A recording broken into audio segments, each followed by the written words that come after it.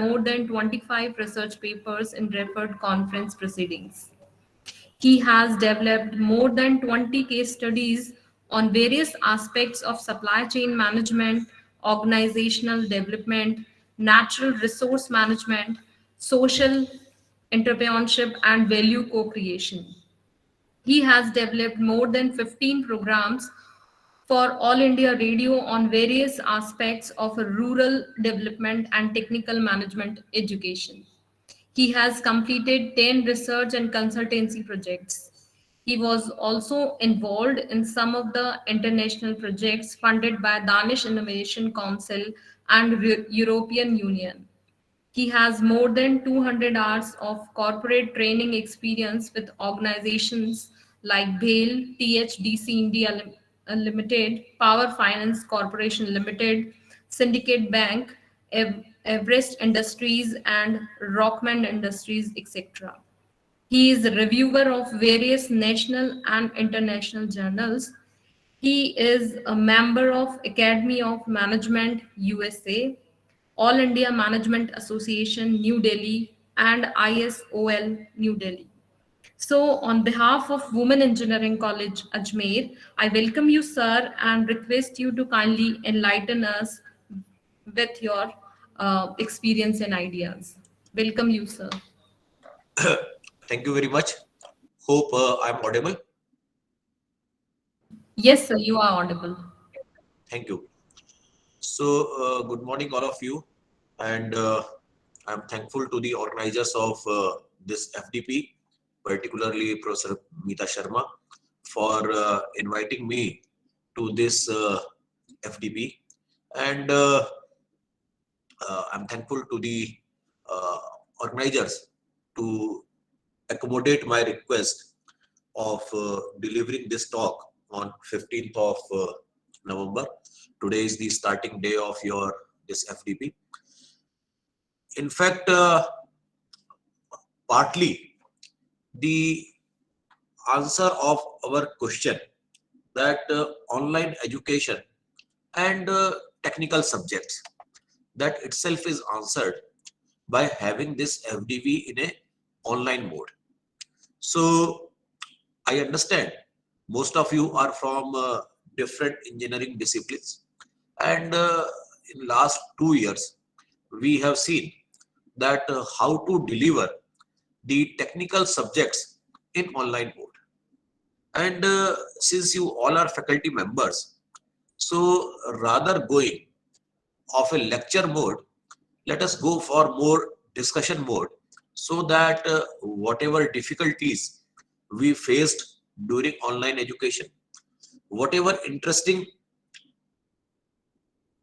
experiences we had, let us share them, and at the same time let us try to get some meaningful output from this particular session, that how as a technical educator or in the field of technical education we can use this online education or the current revolution through which we all are passing.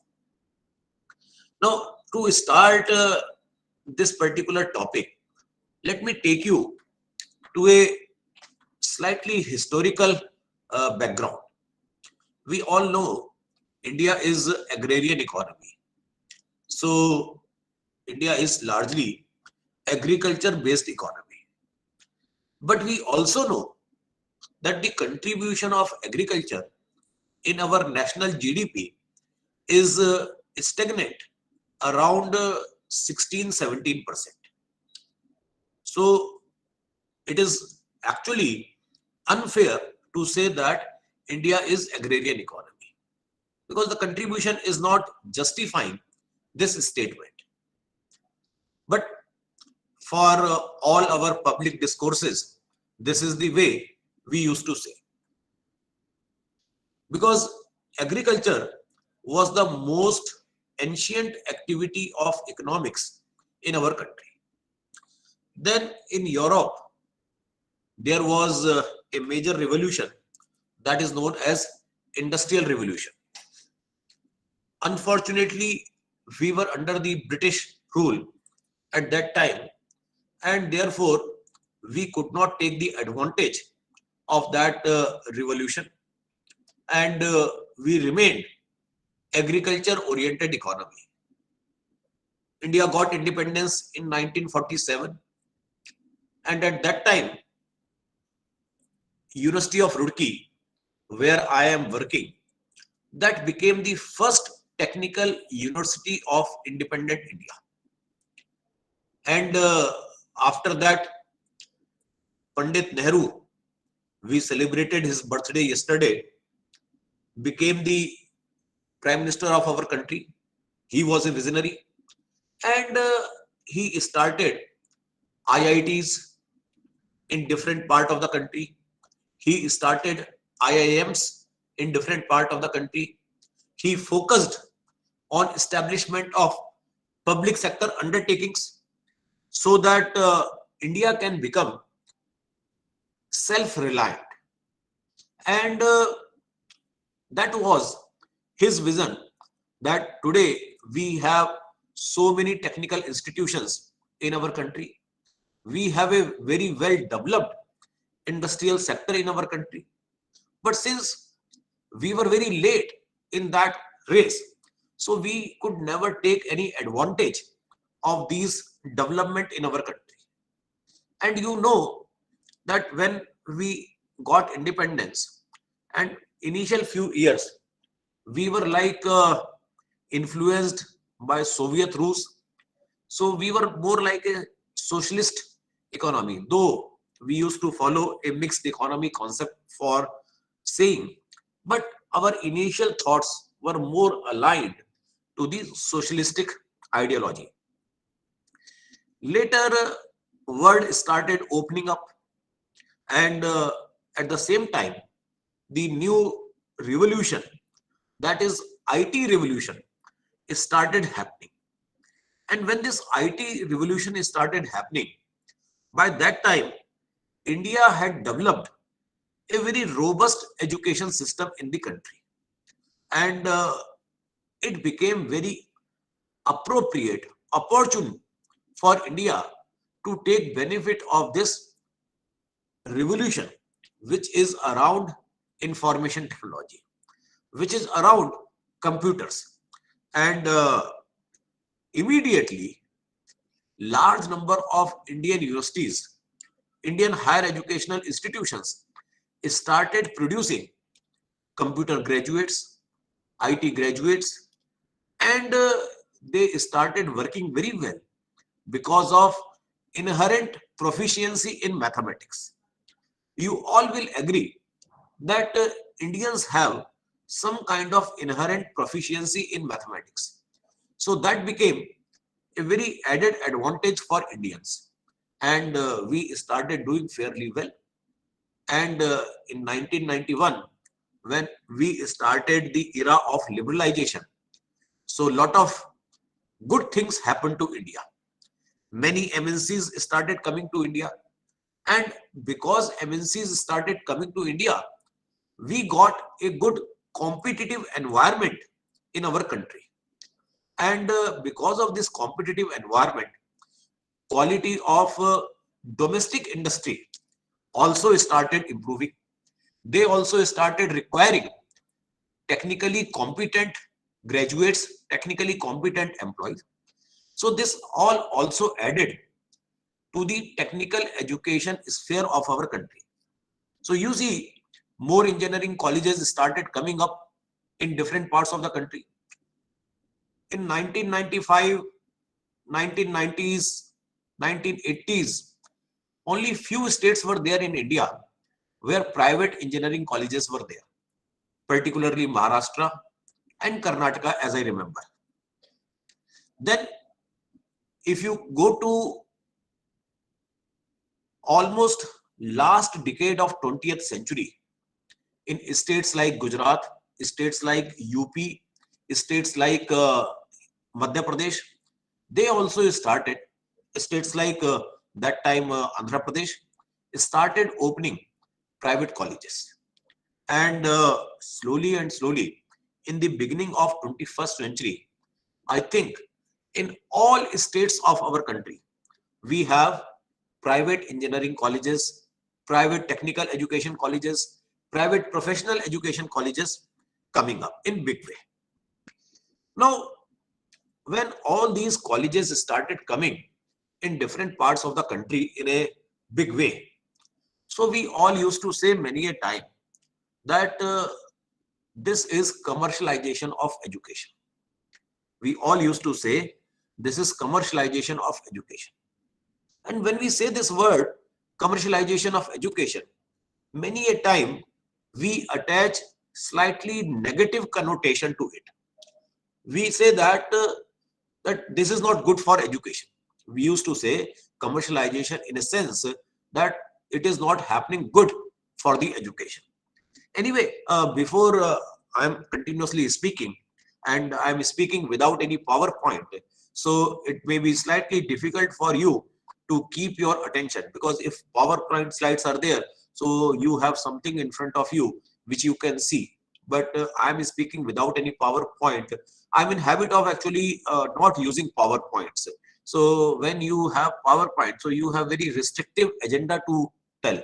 But when you have no PowerPoint, so you can go as per the requirement of the class, as per the requirement of the audience.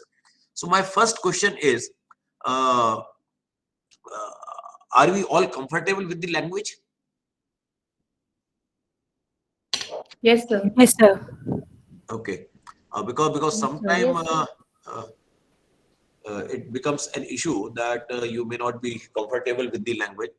The second is uh, whatever we said so far in last 15-20 minutes. Do we have any question? No, sir. That's not good. Okay, questions.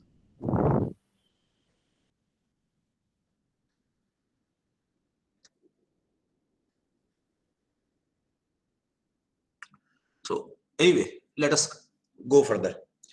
So I was saying that people started saying that education is commercialized, and we are opening shops in places of colleges. People used to say that we are opening the shops, and it is going to dilute the education of our country. So everywhere you used to hear these kind of things. Sometimes even you must have said these words, that it's the commercialization of education, it's the privatization of the education, and it is not good for the sector. So how many of you are in this favor that this is commercialization of education and this is not good for HEIs?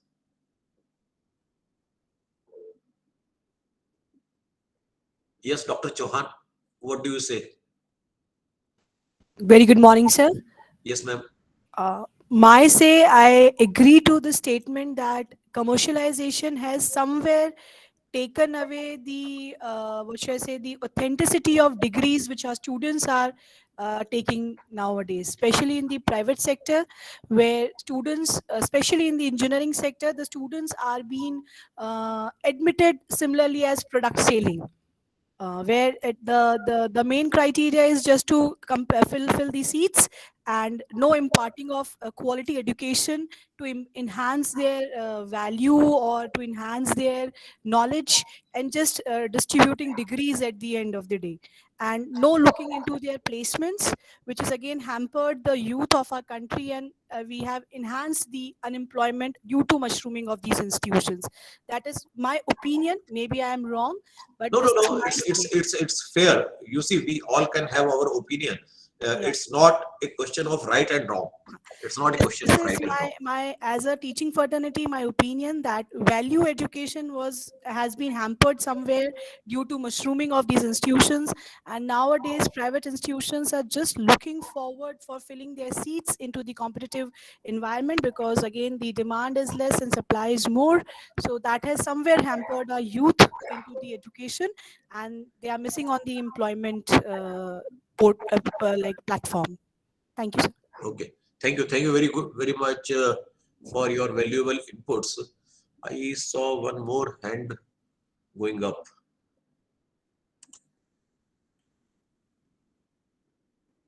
So one more hand was going up. I don't remember now. Where is that person?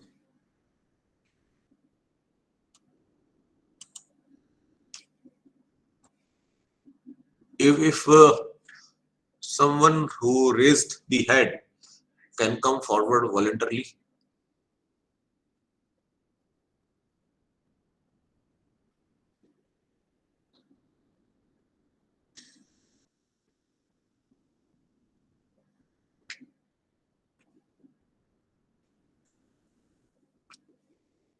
Anyway, Dr. Chauhan has a view that there is slightly, let me summarize what I could understand, that there is some negative impact of privatization, of this commercialization, and quality of education. She also mentioned about ethics, values. All these things are taken a backseat in this era of commercialization.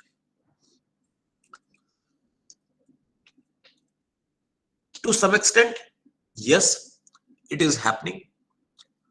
As we define education as a service industry, we define education as a service industry. So as a teacher or as a owner of the college, you are a service provider, and your student considers himself as a customer. So now that relation of mentee-mentor, that relation of guru-shishya is missing. Now one is the service provider and other is the customer. So it has become a commercial entity. It has become a commercial entity. And when I say it is a commercial entity, there is no harm to get it privatized, because a customer will be satisfied when customer gets the desired level of service. So when we are talking of the traditional education system where commercialization angle is less, in that case, we also do not talk of customer satisfaction. But when we are talking of commercial models of higher education, in that we also need to focus on the customer satisfaction. Like any other industry, you go to hospital, you go to a bank, you go to airlines, you go to gym, you take so many services throughout your day. Now, wherever you take a service, you have option, you have opportunity to give your feedback. And only when you are satisfied with the service, you go for repeat services. Same thing applies in higher education, because education is considered to be a service sector. Therefore, it is considered to be treated with those service models where student is customer and teacher or the owner of the college is the service provider. And therefore, to some extent, it is expected, it is desired that by privatization of education, by commercialization of education, the quality of education should improve. Ideally, with more and more privatization, the quality of education should improve. Because now, if a customer is paying, let's say, 2 lakh rupee per year for his BTech degree course, the customer will expect the same level of delivery, that whether you are fulfilling my requirement of that. It's a different matter. It's a different matter that our customer, that is student, is not able to appreciate this whole concept of service delivery. Otherwise, it looks very, very important that you see, in America, most of the top universities which are either top in QS ranking, whether they are top in Times Higher Education ranking. You take any global ranking, all of the private universities are at the top. The government universities are not doing so well in that list. Whether you talk of Stanford, whether you talk of MIT, whether you talk of Harvard, all these are private universities. And the state universities are also doing good. But in comparison to private and state, the position of private universities is better. In our case in India, IITs, regional engineering colleges, or NITs, or triple ITs, they came much before than the private universities. Therefore, these institutions could develop to a better level. But maybe after 10 years or 15 years, we may see a different type of environment where many private universities may also come very close to NITs and some of the IITs even. Because if you truly understand the concept of service delivery, these private universities will also improve their delivery of services to their customers. And in that process, they will improve their systems, they will have better products, and they will consider all scientific methods to deliver those products. So, in a way, when you have more players in the market, it increases your competition. And when competition increases, you certainly need to have more competitiveness. If I am the only college, let me give you the example of IITs. I don't know any one of you have any experience. Maybe you have done your post graduations from IITs or maybe PhD from IIT. But as a faculty, I know with long association at IITs that few years back, maybe 15-20 years back, IITs were considering themselves as best institutions in the country, and they are still best institutions. And therefore, they never thought of any kind of PR activities. No PR activity was undertaken at any of the IITs.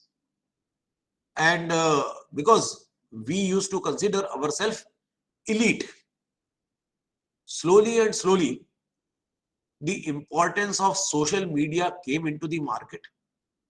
And at the same time, this ranking game in India, it is NIRF, ARIIA, ARIA. At the global level, these are QS and THE. All these things started coming to Indian institutions also. And there are a lot of weightage of perception in those rankings. Perception, academic reputation, perception, employer reputation, all these are the important criteria in these rankings. Now, to improve these perceptions, you need to have a strong visibility. Earlier, IITs used to give only 2 advertisements in a year, one for JEE examination and another for GATE examination. Now, you can see all directors of all IITs, they have their Twitter accounts, not only Twitter accounts, blue tick Twitter accounts, Facebook accounts, their Instagram accounts, their Koo accounts, their LinkedIn accounts. So, and most of the IITs have hired professionals to keep their social media presence at the highest level. So that is how this change is happening in India itself because of competition, because more and more private institutions, world-class institutions are coming to Indian HEI space, and that heat is being faced by even IITs also. So in a way, I feel when you are commercializing, when you are creating more opportunities for people to come into the sector, you are increasing the competition, and by increasing the competition, it is expected that quality of service will improve for all the players. Everyone will start working hard to become more customer friendly, to become more and more competitive. And that is how the improvement will take place. And that is the important thing which I will say has become possible because of, you can say, commercialization, you can say privatization of education. And for me, to some extent, is a very favorable thing, because government has limitation. Government cannot go beyond a particular point, and for that reason you need to create that ecosystem where private parties can also participate. They also have their strengths, and business or the sector can use those strengths. Otherwise, you also know that up to class 12th level, we will like to send our children to best public schools, convent schools, missionary schools, and we never like to send our children to a government school in my area. But when my child crosses class 12th, it is just opposite. I will not like to send my child to a private college, but I will like to send my child to NIT, triple IT, or IIT, etc. So, as private sector is able to deliver quality education at the primary and middle education level, it is very much possible that private sector can deliver good quality at the higher education level also. So this is a very important change which happened in India. And as a result of that, now more and more engineers are available every year in India.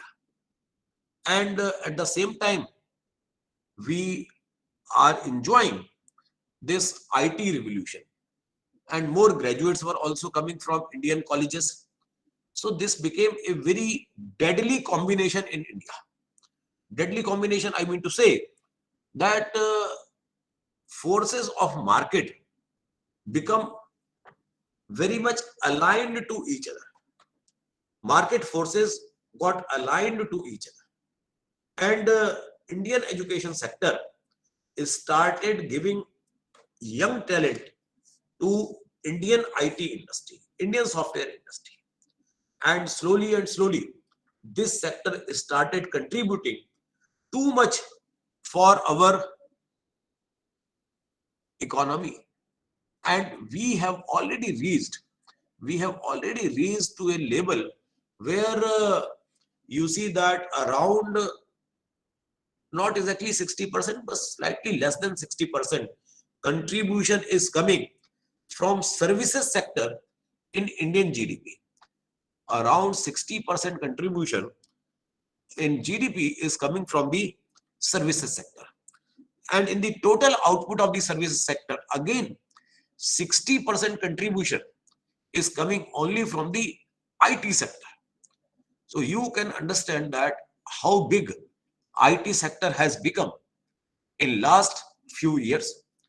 And it is only possible because of large number of private institutions, large number of private HEIs. Otherwise, if you are only dependent on government or public institutions, it will not be possible. Now, slowly, this number is increasing. To whom we need to provide education, to whom we need to provide skills for remaining ready or remaining up to date with the changing requirement of this IT industry. And if I say that what are some of the important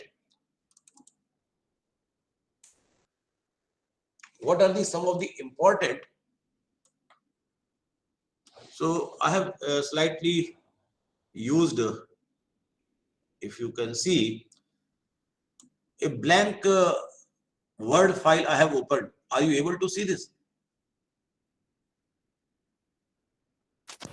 Yes, sir. It is visible. This blank word file. Yes, sir. Okay, fine. So let us see.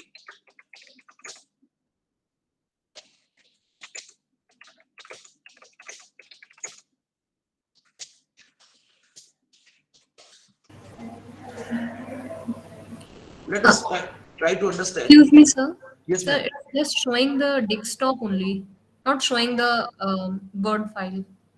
It's not showing the word file. Oh.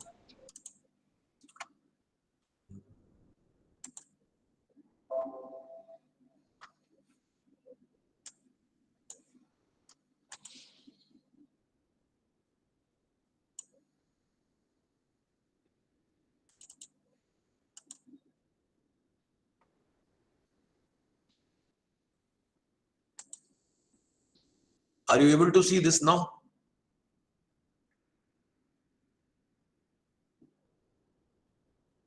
No, sir, desktop only. Okay.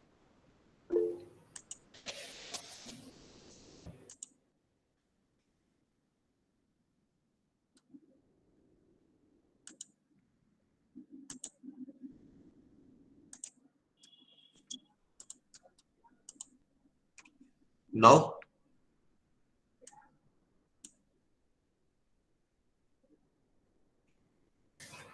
Now it is Yes, visible, sir. sir. Yes, sir, it's visible. okay, thank you. So some of the areas which are going to be very, very important with respect to skills which are required in the IT area.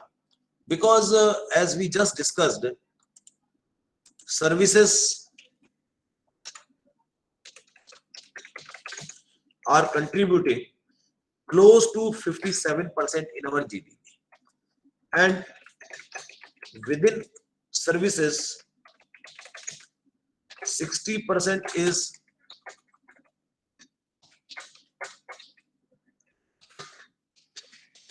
from ITES, information technology and information technology enabled services. So this is a big area. Let me also give you the around 16% from manufacturing,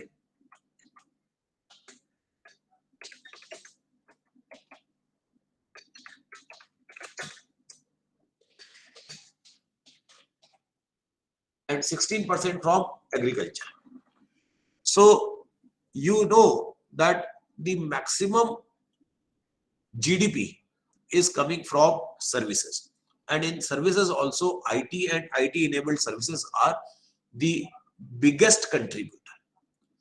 Now therefore it is quite relevant, and it is happening also. Not only relevant, but it is already happening. You all are representing different engineering colleges, so you know that it is happening, that more and more placements are happening only in computer science and IT areas. So while we need to work for other engineering areas also, other domains of technical education also, but the reality is that most of our students are going in the IT industries, and in a way IT industry has become such a major force in India, that now large part of our GDP is based only on this one particular industry. And therefore, we are talking of skills which are related to IT and ITES. So cloud computing, cyber security, then IoT, hyper connectivity,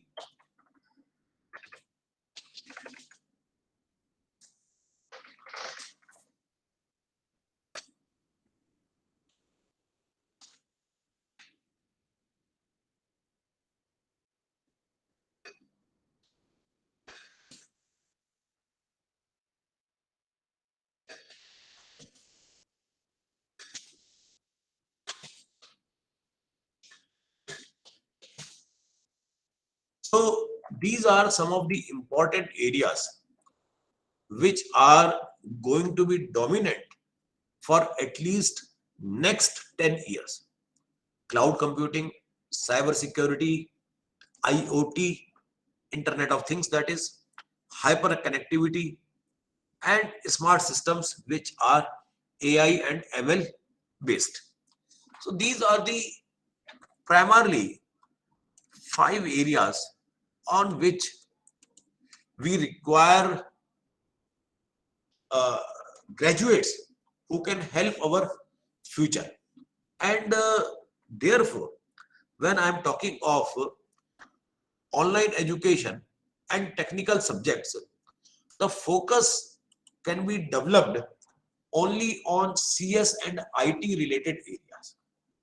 You need not to think of entire domain of technical education, that how mechanical engineering can be taught using online education, how chemical engineering can be taught using online education. So the entire basket of technical education has so many flowers. There may be few flowers which can be, you can say, cultivated rightly in the online education mode. Because there are two modes of education, two modes of teaching. One is synchronous and the other is asynchronous.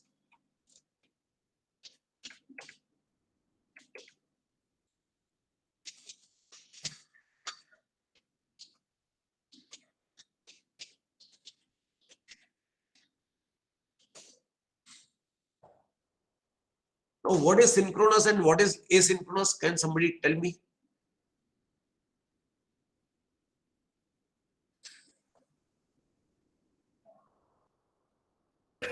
Sir, in synchronous, we required some kind of acknowledgement, and in asynchronous, we need not to communicate without. We need not any. Need not any kind of acknowledgement for the uh, request and response kind of. Yeah. Anyone else other than Payal ji? Yeah, Madam Kalpana. Synchronous mode में या जब हम कहीं एक जगह कहीं कोई teaching या कुछ कर रहे होते हैं तो दूसरे रूम्स में are you able to understand in Hindi sir? Yes, ma'am. I'm able okay to. हाँ, तो हम जब कभी एक जगह जैसे हम पढ़ा रहे हैं तो हमारा जहाँ पर दूसरी जगह पे अगर हमारे स्टूडेंट्स कनेक्टेड हैं, वो दूसरे सिटीज भी हो सकते हैं, इन द सेम बिल्डिंग दूसरे क्लासरूम्स भी हो सकते हैं, तो वहां पर हम उसको ट्रांसमिट कर रहे होते हैं और वो सेम मतलब इससे एक ही टीचर ज्यादा कवरेज कर सकता है, ज्यादा लोगों को बढ़ा सकता है और ज्यादा लोग उसका बेनिफिट ले सकते हैं जी। तो ये क्या चीज है? This is synchronous. Synchronous, okay. और Yes. एसिंक्रोनस? सिंक्रोनस मीन्स जब कि हम क्लासरूम में या किसी एक ही प्लेस पर हम डिलीवरी दे रहे होते हैं कंटेंट, तो उसे हम असिंक्रोनस कहते हैं। अच्छा, और कोई कुछ कहना चाहेगा? So basically, from my point of view, synchronous is a face-to-face teaching, where a teacher is present in the class and it's sort of a real-time teaching experience. And asynchronous from my side means where the videos, pre-prepared videos and resources are being online shared with the students, where it is a one way of communication or mode of interaction, rather than in synchronous where we can have a two-way communication with the students. Yes. So synchronous teaching means face-to-face teaching to your students. So face-to-face teaching is like somebody said, helps us in getting the real-time feedback. Right now, I am delivering this talk since last 45 minutes. But though I am delivering this type talk live, but I am not able to see you in this particular class. Still, it is a synchronous teaching because I am interacting with you. Though I am not able to see you, ideally I should be able to see you. But if I do not see you, that is also synchronous teaching because I am able to interact with you. I am asking questions, you are replying. So all these things are the part of synchronous teaching. Asynchronous teaching, where we give pre-recorded material, to our students. So that is asynchronous teaching. In online education, our focus is more on asynchronous teaching. Focus is less on synchronous and more on asynchronous. Because wherever in online education you are going, what is the biggest, because you already are part of online education, I know, what is the biggest benefit of online education?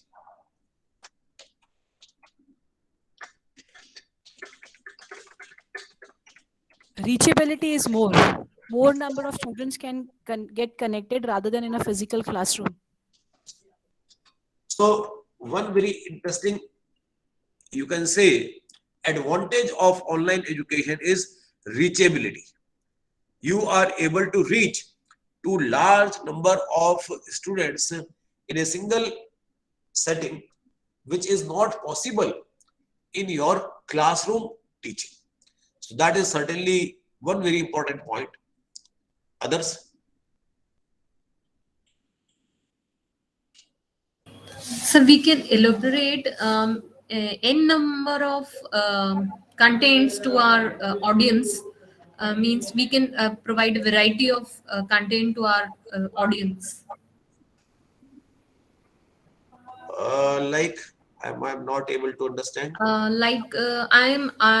I'm teaching computer programming languages, so I can show the n number of programs that I have done, and at the same time I can execute we can show the execution of itself, and sometimes in our contents we can show the videos of that is pre-recorded, or sometimes we can show the book contents. N number of varieties we can show in online education, I think. Yes, you can. You can. Any other?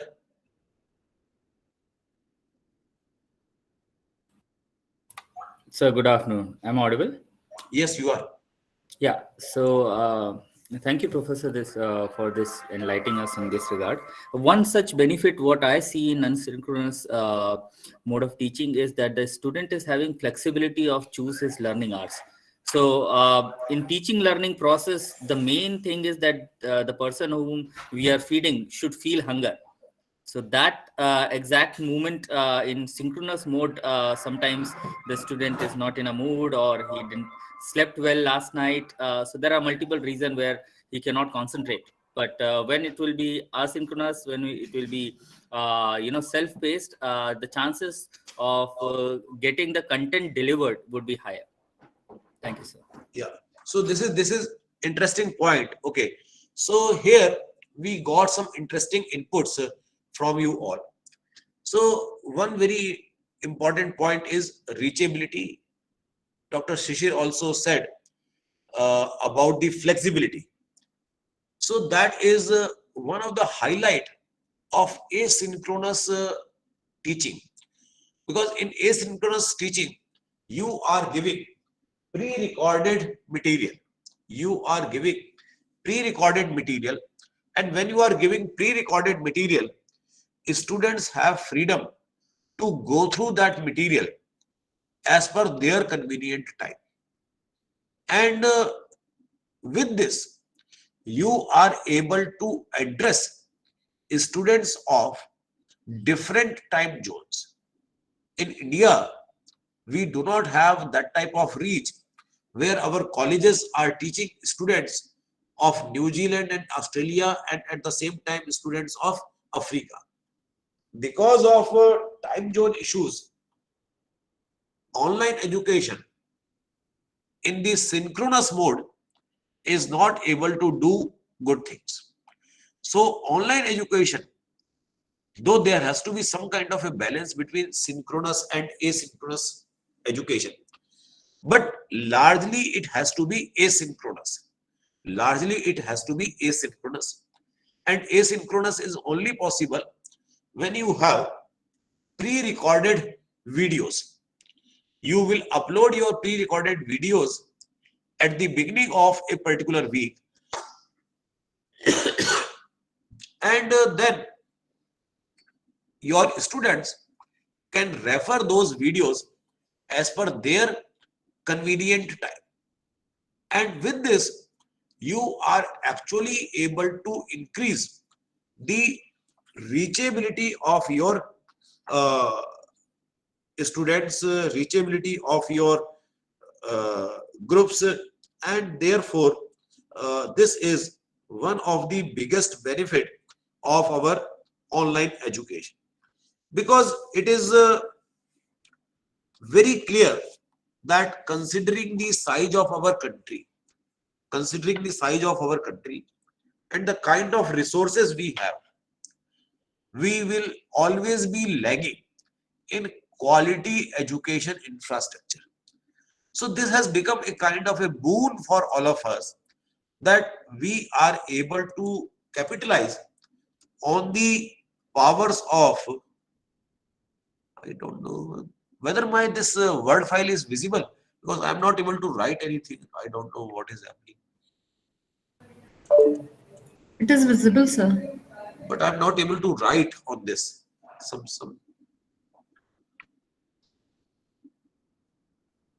Let me stop it and let me share it.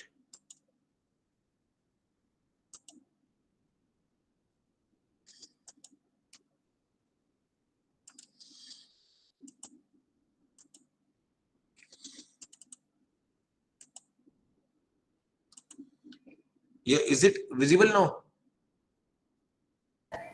Yes, sir. Okay, thank you.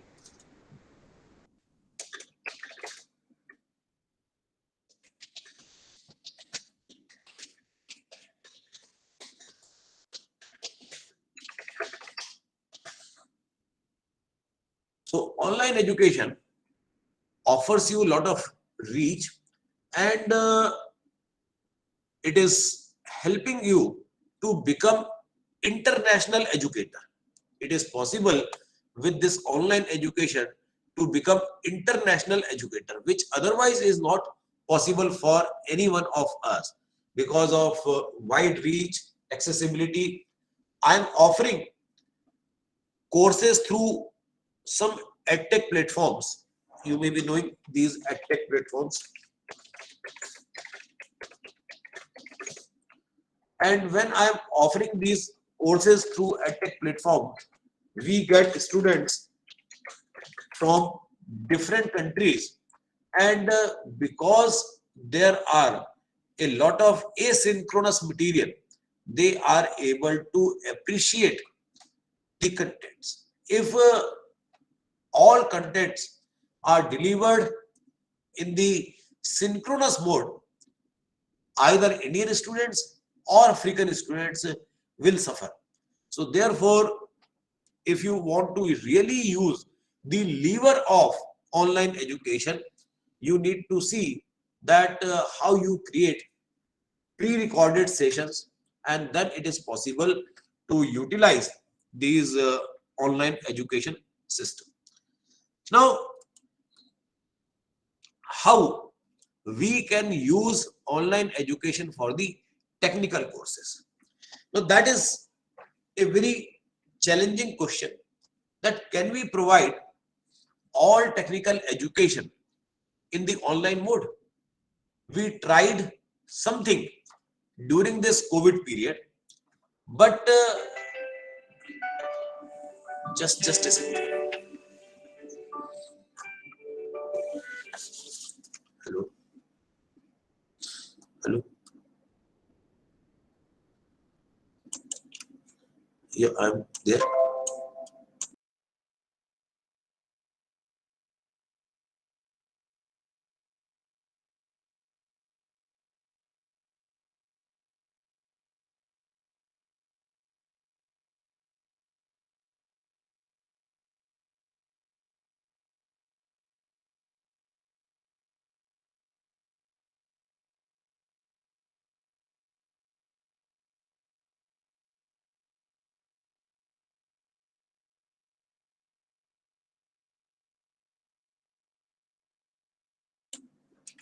Sorry. So these online courses which are becoming popular these days, they can be classified into different categories. Here, my submission is that courses which are somehow related to IT and computer sciences can be very effectively taught using online platforms. And we need to multiply these numbers, and that multiplication is only possible when you are teaching in the online mode. The best example right now in front of us in our country is IIT Madras. IIT Madras has started offering a 4-year undergraduate program in data science and analytics. And this program is completely online. But being online doesn't mean that you are compromising with the quality of your product, quality of your output. If someone is coming out as IIT graduate, whether he is a BTech graduate or BSc graduate, it is IIT graduate.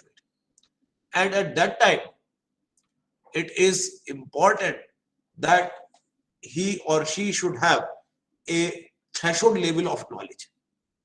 And that is only possible when you have enough rigor in your program.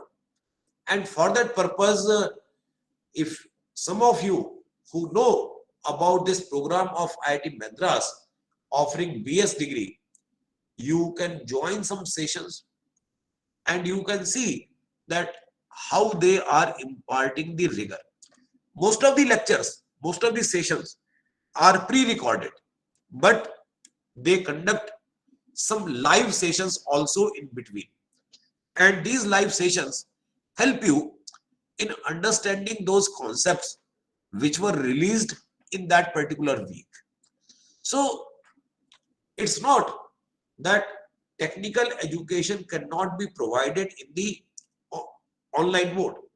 It can very well be provided in the online mode. Because when we are talking at the UG level, it is not doing things by their own hands. It is the understanding of a particular phenomena.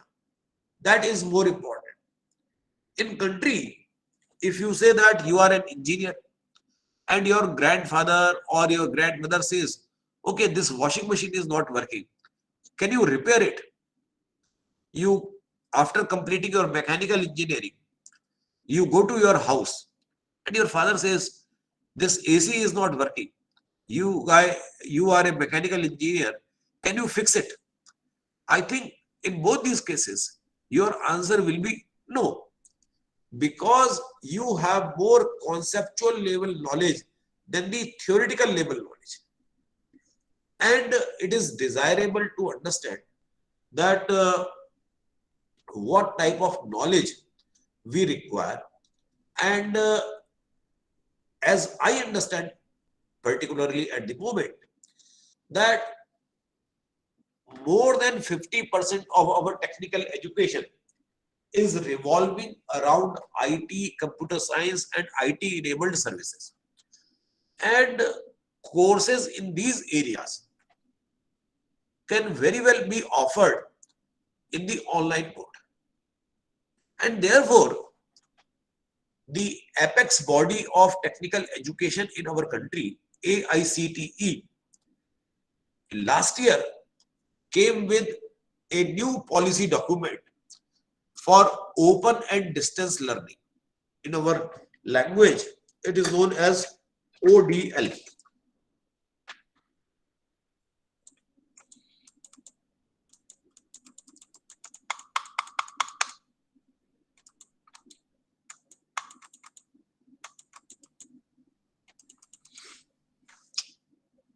Again, I am unable to write.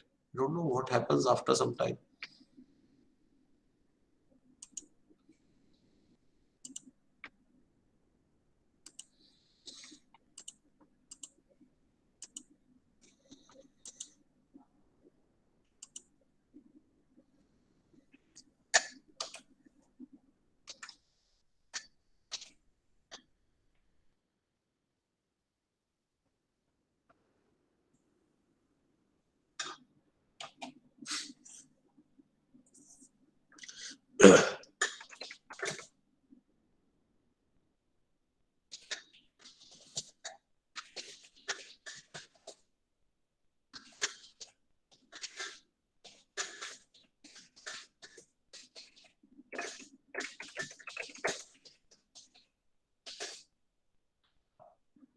So courses in online education are revolving around these areas: computer science, information technology, and information technology enabled services. The second area, which is equally popular and can help you,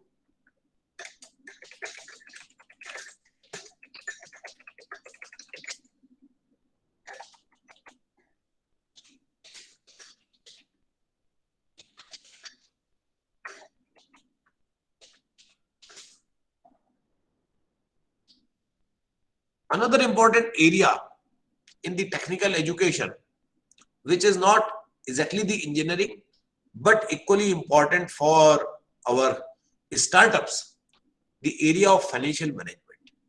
So that is also becoming a very popular area for online education. Now, majority of placements are taking place at UG level from the branches of computer science, IT and ITES. And fortunately, online education is very effective in these areas. So you say it's a natural matchmaking. You don't need to do any efforts to do this matchmaking.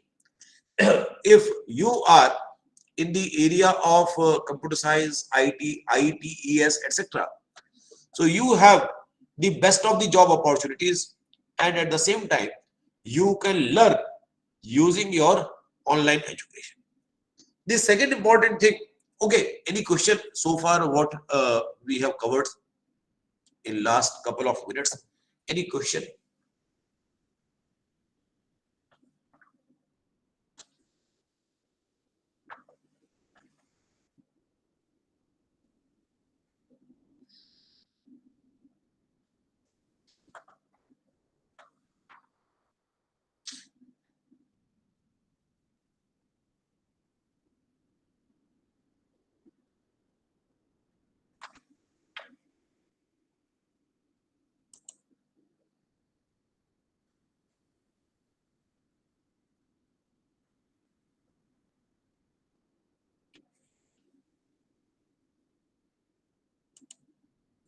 No question?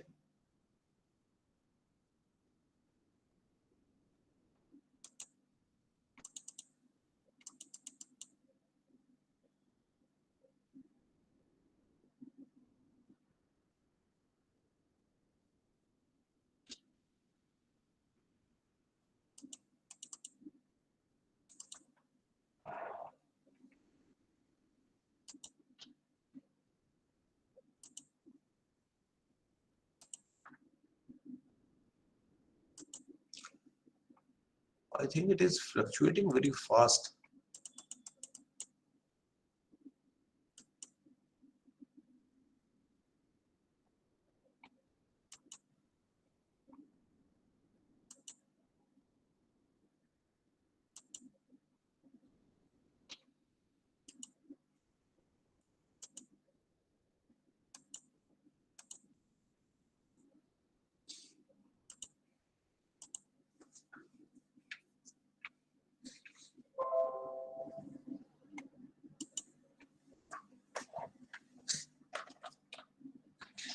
So there is no question.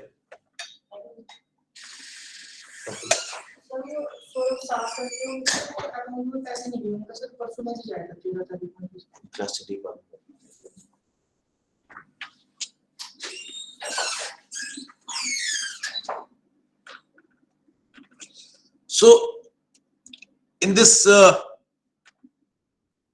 world of online education, there are 4 levels of you can say thought process which summarize our, you can say, efforts. That the first is, when we have this online education tool available to us, we should know what can be done with these tools. So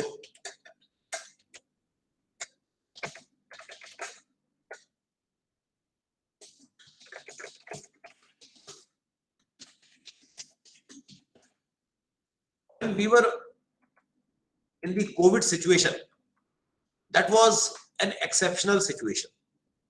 So we were delivering our civil engineering, mechanical engineering, electrical engineering, chemical, all subjects using online, where some lab components are also present. Even those subjects were delivered online. And we all know that engineering education without lab means nothing. So that was a time which is forced on us.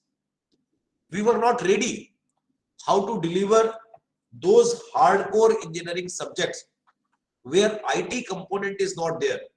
Those subjects, how to deliver them using online technology. So by doing some local innovations, we delivered the subjects. In our case, like at IIT, we used to do practicals. Faculty members, the lab technicians, they used to do practical, and the videos of those practicals were given to students so that they can at least understand what is this machine, how to use this machine, this particular setup in the class. So, but it is well understood that the effectiveness of those things were not up to the level.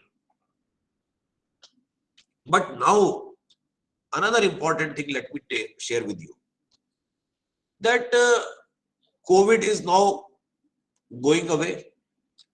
Most of you must have taken the vaccines. Most of your students have also taken the vaccines. So our colleges will be opening, already opened, or may open very soon. But it is on us that how are we going to utilize the development in the online education even after situation becomes completely normal. COVID will not be there after some time. We all will be vaccinated. But we have developed this very effective tool for education purpose.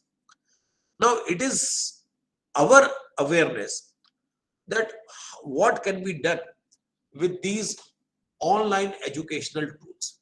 So that is one very important thing.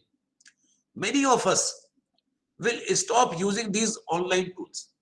Many of us, हम में से बहुत सारे लोग online tools का धीरे धीरे use करना बंद कर देंगे. That is not desirable. That is not desirable, and therefore probably we are doing this particular session at the time when we are just entering into the new normal situation. After COVID, we said that now we are entering into a new normal situation. New normal thinks that it is going to be a life as usual, but there are many things which have changed or which will change permanently. Like this online education will permanently going to be there. Now it is up to us how much hybrid we are creating from this online education. During COVID, because of our health issues, we were 100% online. But 100% online is also not desirable. It is not possible always on you that you can sit permanently in front of computers. So there will be some formula.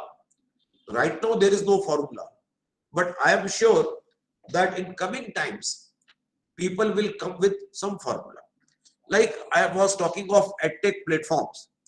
In these edtech platforms, people say follow a formula of 75 plus 25.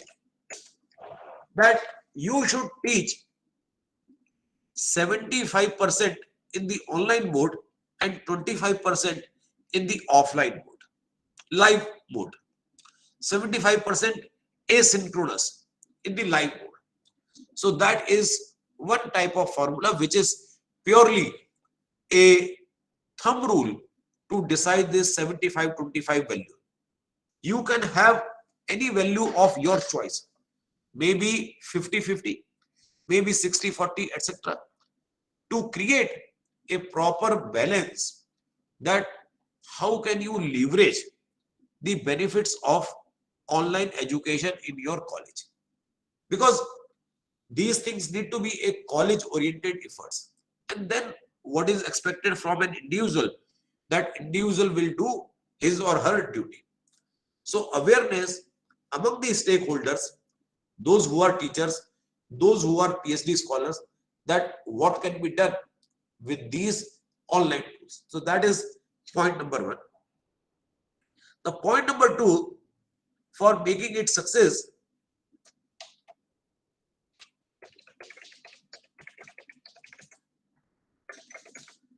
availability. That means having access to ICT hardware and software.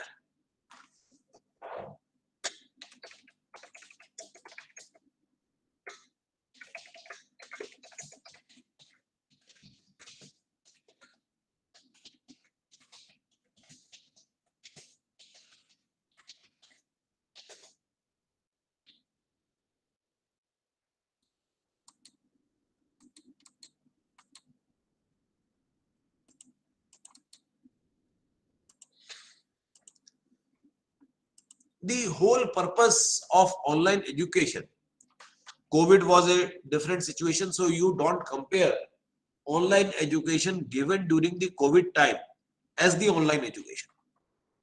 We were not ready, we were not planned, and therefore many things happened in an ad hoc basis. But now we are ready.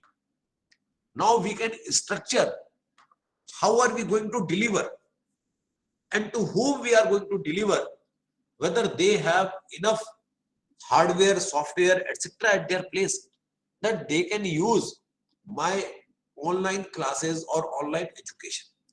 So lot of NGOs, lot of CSR activities are happening in this area to create availability of these particular things like software and hardware for your entire system. Even in our country, lot of political leaders, they have also announced that they will give laptops, they will give mobile phones, they will give other type of devices also for the toppers of the batches. So availability is again a very important thing, without which your online education will not be possible. Then another important thing for online education is accessibility.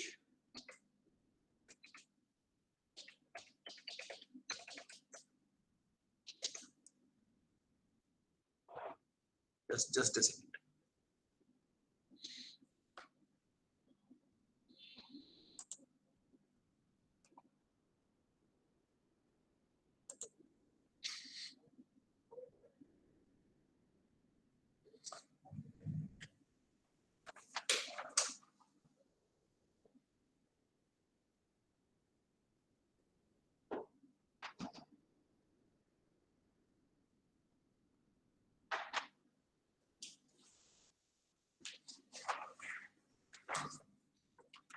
So accessibility is another important thing, and that is also possible through online education, that you need to provide enough training to your students, to your learners, that they are able to use the tools of online education. And here I will say, not only to your learners, but to the providers also. Providers means we people, that how can we use various online education resources effectively, so that we can make a impactful classes. Like if some of you teach Python to your students, some of you are teaching R, some of you taking classes on cyber security. Now you have to take a practical class also in that particular session. Now, how will you take a practical class of Python in your session? If any one of you teaching Python, just let me know.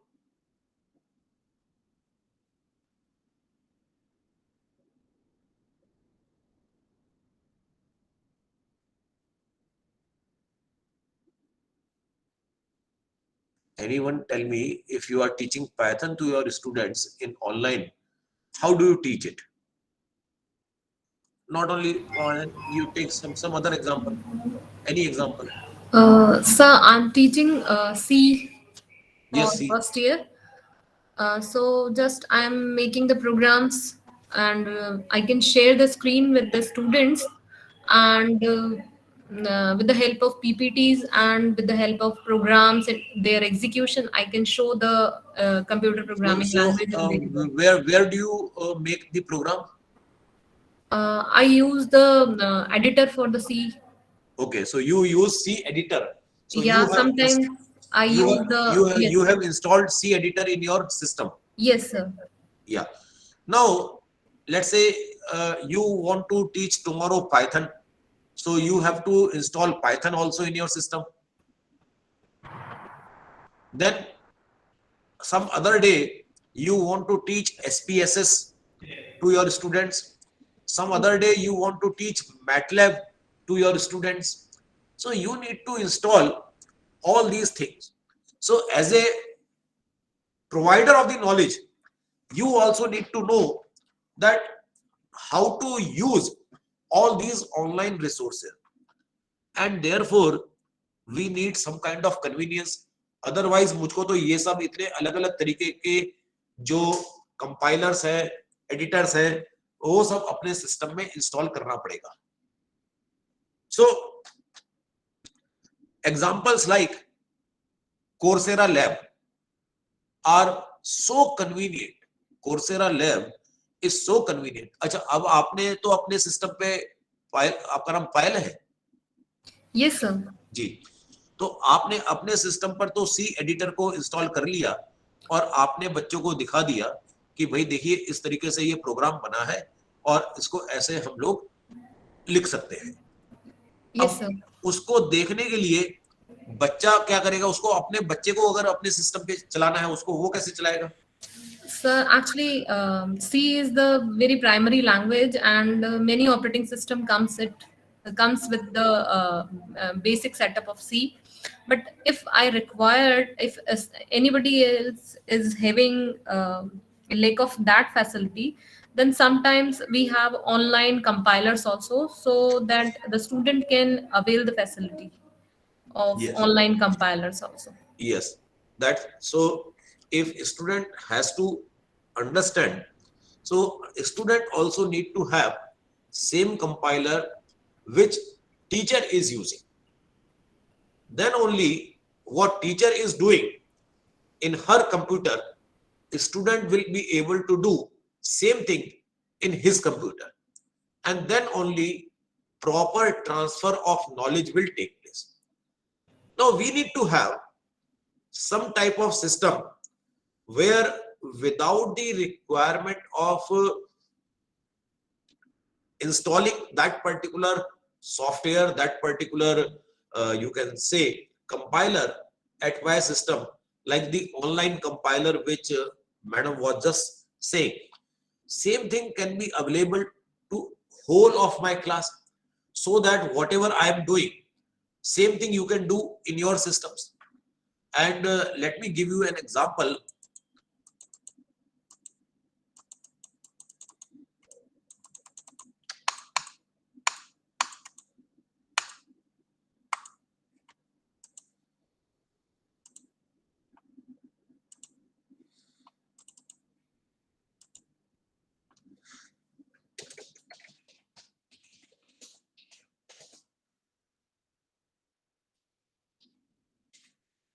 Like Coursera Lab. So this Coursera Lab is an example where I don't require any kind of downloading of those compilers or editors in my system. This is all possible tools which you will be using in your teaching are available here. And simply, if I log into Coursera Lab, whatever I am using in my class, the same will be available to students.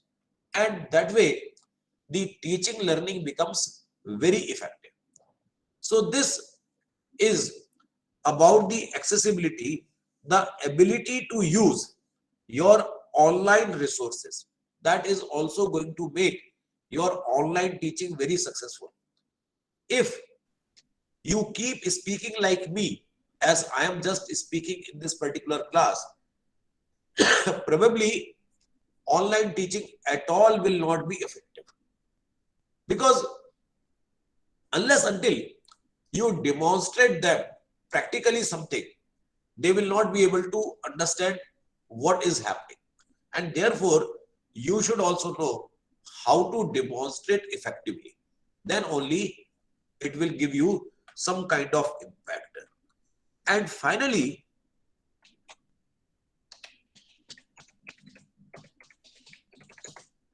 affordability. The cost of using online education. Online education, I consider, is cost effective as compared to my offline education. And as long as it is affordable, it will remain popular, or it will become more popular in our technical education. Now, in this discussion, one more important thing comes. That again is related to ICT and computer education. Those who are in this computer education activities, they know that how new tools, etc., are coming so fast. When I was doing my engineering, at that time,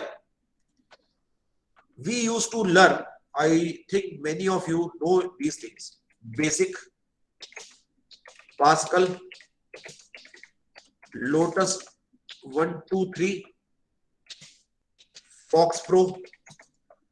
These were the languages we used to learn in my engineering education time.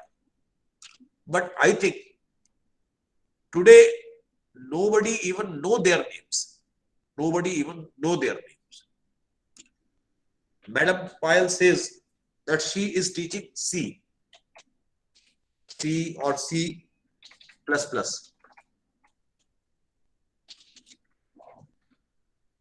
But even these languages, students are knowing from their +2 level.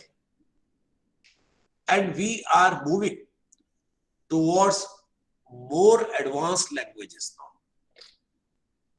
advanced level of coding. So therefore, in this CS and IT related industry, skills and re-skills are very important. After every 4-5 years, you need to re-skill yourself. And for re-skilling, online education can be a very important resource. It is boon for re-skilling purpose. Otherwise, you will remain outdated if you do not know what is the latest tool which is popular, which is being used. So therefore, you have to continuously update yourself. You have to re-skill yourself. And that re-skilling is very conveniently possible using online resources, online education. So, and it's a continuous process. It's a continuous process. Today, we are using some tools, some languages. You will see that after 4 years, those tools will become outdated and some new tools will come. And therefore, if you are in this CS, IT, ITES areas, you have to upgrade yourself. And that upgradation is possible by not only by online education, it is possible through distance education, it is possible through physical education, but online education is the most convenient way for upgrading your skills, for re-skilling yourself. So,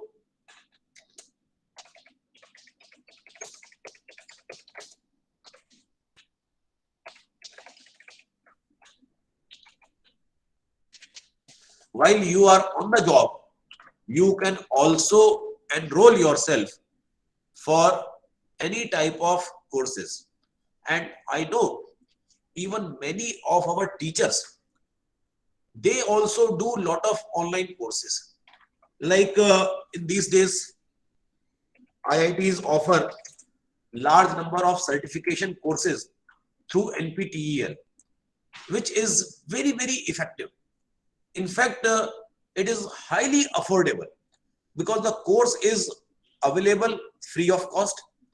And when it is available free of cost, anyone can register and gain the knowledge. If you are looking to get certificate, you have to pay 1,000 rupees also for the certification.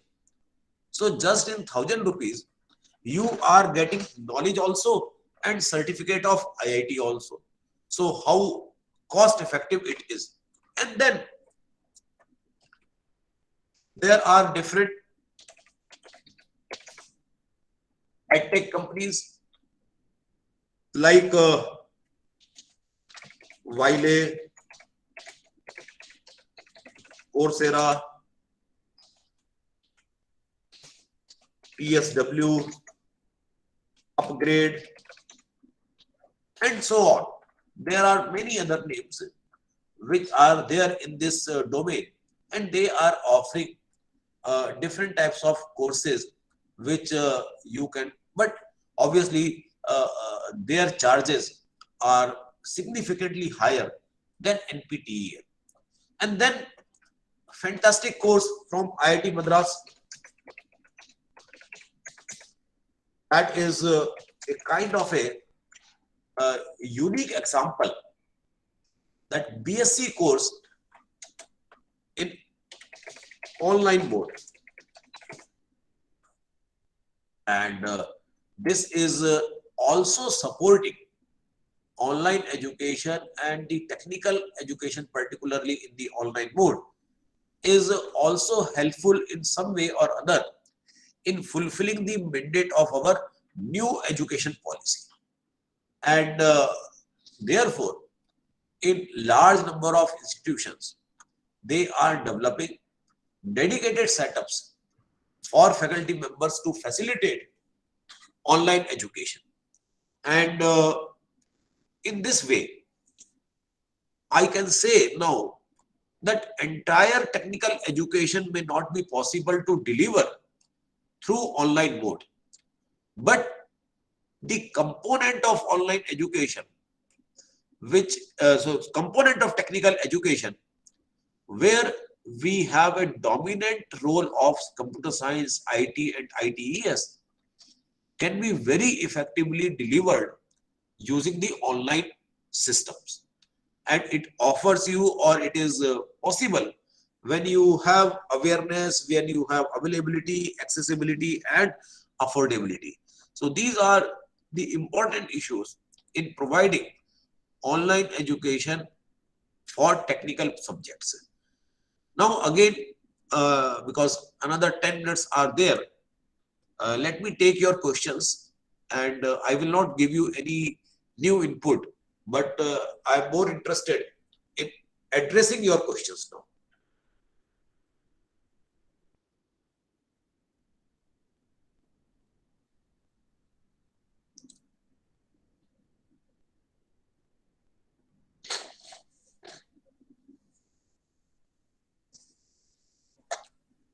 If you have questions, please do ask. Whatever may not be directly related to what we have just discussed, maybe something other related to research, education, publications, anything which is coming to your mind.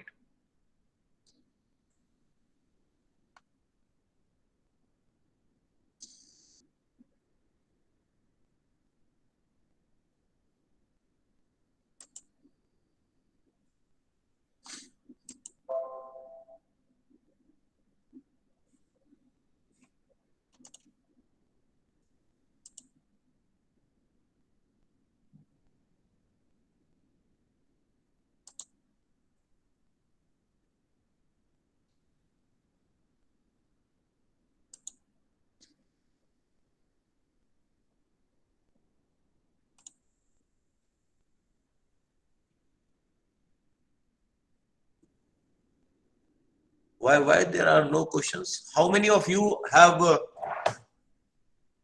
taken any course?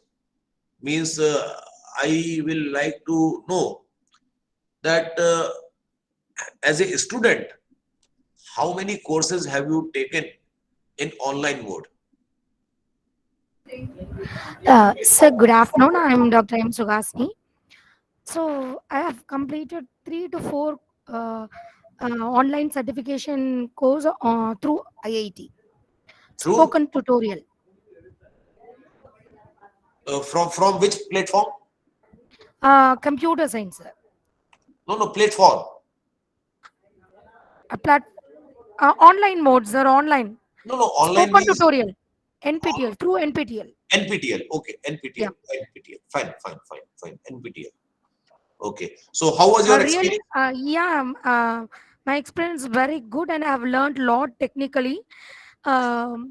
So I'm just recollecting all those things and I'm now delivering in my class. It's very effective and it is very flexible mode. So Yeah. blended, as you said, it is a blended mode. It's very flexible and it is a reachable one. But there is some pitfalls are there through online. But even though that, we can learn at our flexible time as we are going working people. So we are enhancing our knowledge through online mode. And moreover, examination is very really, I felt as a student and now got nervous while I'm going for examination. Really excellent. And in future, I think as teaching pedagogy on, it will be very helpful for the students. They can learn through online. They can enhance their skills as their wish. Yes. So I will like to say only one point to what Dr. Sugashni just said, that to understand how to utilize the resources of online education, and particularly the 4 points which I mentioned, it is better for all of us to go through at least 1 or 2 online courses. You not only these webinars are okay, but be a proper student and join a course, maybe NPTEL or maybe from any other edtech platforms. I just wrote few here. So any good program in your area, try to attend.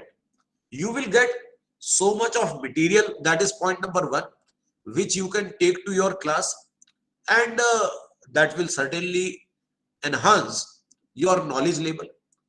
And at the same time, you will also understand that how to use these resources. When we started teaching, I started teaching some 23 years back. So initially, for 1 or 2 years, I attended many FDPs to understand the use of Blackboard, that how should we use effectively Blackboard. Otherwise, many of us do not know even how to use Blackboards effectively, how to make good PowerPoint presentations, how to make good question papers. All these things are important part of our teaching profession. So when you are looking to teach in high school or intermediate colleges, there is a course many of you may know, B.Ed, Bachelor of Education, which is mandatory for becoming a school teacher. But for becoming a teacher in an engineering college, there is no such you can say qualification. You did your BTech, then MTech, then PhD, and then you become a professor in a college. Now, during this entire training in BTech, MTech, PhD, there was no component where you were trained as a teacher. So how will you understand the use of Blackboard? How will you understand the use of tutorial sheets? How will you understand the use of question paper, etc., etc.? So therefore, it is important that now, since I am talking only for online education, I am not talking of other things which I just stated, but even for becoming a good online educator, you have to understand the nitty-gritty of this mode of teaching. And for that purpose, either you join a course at Coursera, you join a course, good course in NPTEL also. Now we have a huge number of courses, very large number of courses are available at NPTEL. So you have to be slightly careful in selecting the appropriate NPTEL course, which can give you not only the knowledge of the subject, but should also give you the proper way of using online platform, how the resources are used at the online platform. So that knowledge is also very important. So be a student also, to become a good teacher. That is what I want to say. Any other input?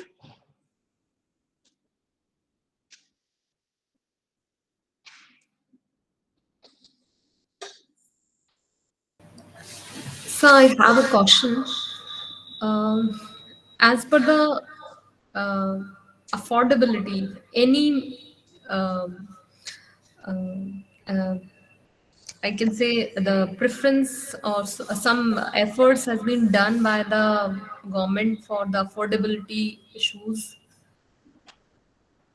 Like some students, they can't afford the online mode of education. So My submission is that at this moment, let us not talk of what happened during COVID. because Okay. that was an exceptional situation, and we were not prepared for that. Even our children were taking online classes. So like in my house, I can have one computer, one laptop. What else you will have in a normal middle class family? So if you have two child, you are working profession, your wife is also working, and we all were working from home. Children were getting their classes. So even that, a middle class family was unable to afford more number of laptops, better Wi-Fi connectivity, better internet bandwidth. So that phase, I think, is almost over. So from that point of view, I am not much concerned. But now the problem is that we need to use this online education for those people who are using it for re-skilling purpose. We need to use it through some mode of college where you are a student of, let's say, some college in remote area of Rajasthan, and there is a government engineering college, government women engineering college this, and teachers at this college are well qualified. So how can that college in the remote area utilize the resources of faculty members of your college? It's like telemedicine. So what we do in the telemedicine, that there is a doctor in a good hospital in the city area, maybe at AIMS, and there is a doctor in a rural area. So the doctor in the rural area can take consultation from an expert doctor in a big hospital and can treat the patient at the local level. So that type of system has to be developed, that that may be from NIT to some local colleges, that may be from IIT to some colleges, that may be from CFTI to some colleges. So if we can create that type of network, that this is a institution, okay, yeah.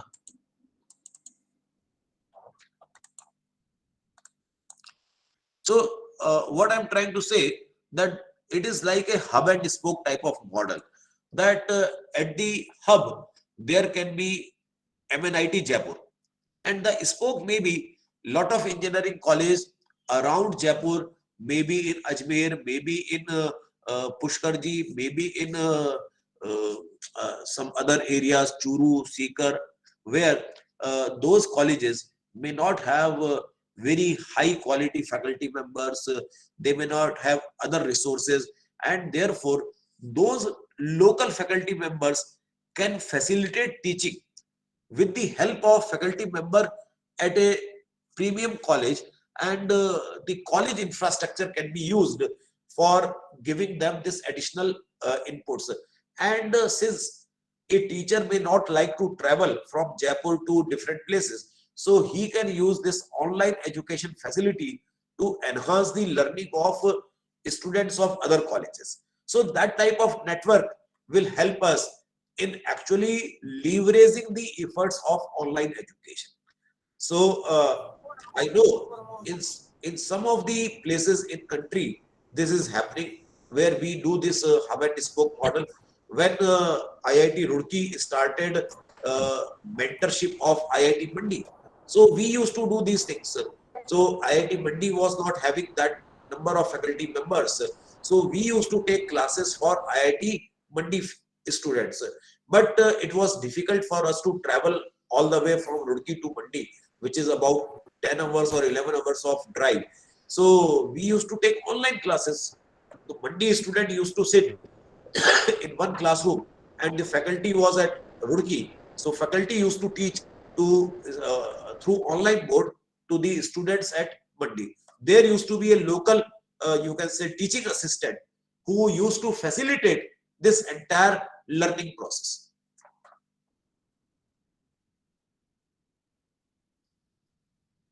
Okay, sir. Thank you, sir. Any other question?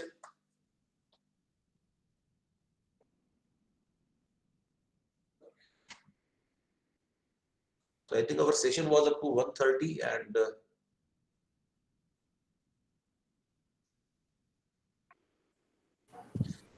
Excuse me, sir. I have a yes, small question. yes, ma'am. Sir, as you guided us that even after pandemic in a new normal, we should continue with our online mode of teaching to the students, so Yes. that the students keep abreast themselves up to the technology. So what all could be a few methods or techniques which you can guide us, we should be taking forward along with our physical classrooms? Because now actually the teaching has started totally in the physical classrooms, and we have to an extent we have like as you said that we have we have got away with the touch with the online classes, because students are available in the classes and we are again going to the classes. So what can be like suggestive more methods so that we can continue with this updated knowledge which we have learned via during our pandemic, which was been again not pre-prepared, but we were being pushed into to learn that as per the situation. But definitely we have learned a lot in last 18 months or so, but we want to carry forward the same in the again new normal, that is again a physical classroom and plus the online teaching, if Yeah. you can guide us, sir.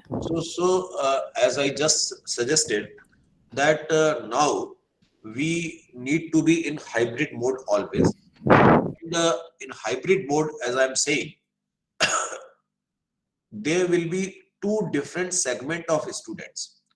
One segment of students who are your regular students, and whether you are a government college or a private college or any university, you need to create multiple courses for your students. So like you are teaching one regular course of BTech Computer Science Engineering, but at the same time, to improve the employability of your students, you need to create different type of certificate courses. For example, you can create a certificate course on cyber security, and that certificate course in cyber security may be available to your students as well as to outsiders also. And to outsiders, you can charge some fee also, so that it becomes some kind of a rewarding activity to you. Otherwise, as a teacher, it will be efforts on your side and you will not be getting anything. So after some time you feel exhausted. So there has to be some return also. And when you create this additional certificate courses like certificate course on cyber security, and your students also do, outsiders also do, you do this course on online mode, and you will be able to take bigger classes. Your students are 60, 75, 80, whatever is the number. Then another 80 or 100 may come from outside, from other colleges, and then it becomes a class of, let's say, around 200 students. And that class may be for 30 hours, that you are delivering a course on cyber security 30 hours, and that course can run entirely in the online mode. And with this, you will be providing them some kind of a certificate, which will be an additional highlight in the CV of your student. This will give them additional skills, and these additional skills, as I mentioned, may not be the part of their curriculum, but because now they have gone through these courses, it will help them in improving their employability. So colleges need to devise that what are the gap in their curriculum and their employment requirements. So what skill gaps are existing? Around those skill gaps, you can develop a small certificate courses, so that these things can be highlighted in their CVs. And all these certificate courses should be open to outsiders also, so that it becomes a kind of a revenue activity to you. And then, let's say if you keep a fees of 5,000 rupees, a very conservative idea I am saying, and in 5,000 rupees, if you are able to get, let's say, 50 students from outside, so 50 into 5,000, that makes how much? You can understand, maybe 30%, 40% of that your college can keep out of that, and remaining can be distributed to the teachers who were taking the class in that. So it becomes additional income, a reward, as well as you can add value to your students. So this is how you can use the hybrid mode. If you have alumni also, if your college is slightly old, if you have alumni, you can invite your alumni also for re-skilling purposes, because when they graduated, those skills, those topics were not covered. Now they require knowledge of these things in their professional life, so you can provide. This is what people do in IIT. We keep developing new courses. Like these days, there is so much of buzz around analytics, whether it is data analytics, it is business analytics, it is AI, it is machine learning, deep learning, so on. So we keep developing new courses around it. Social media analytics, marketing analytics, HR analytics, supply chain analytics, operations analytics. So when you are able to create those programs which can add value to your students, that is the hybrid mode. So your regular BTech curriculum is offered in the offline mode, but these value addition courses can be offered in the online mode. So that becomes a package of hybrid mode. Thank you, sir. Thank you for your answer, sir. Thanks a lot, sir.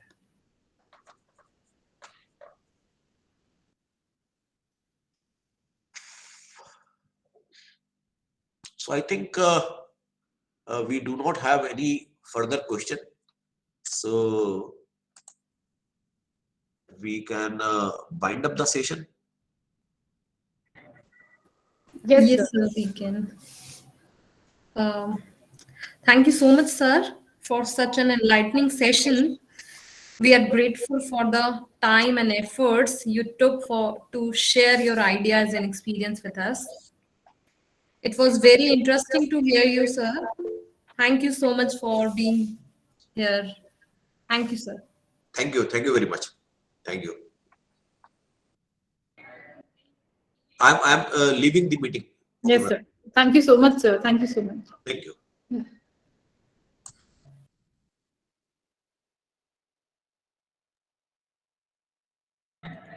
There's a lunch break for half an hour. We'll be meeting at 2:15 for the next session.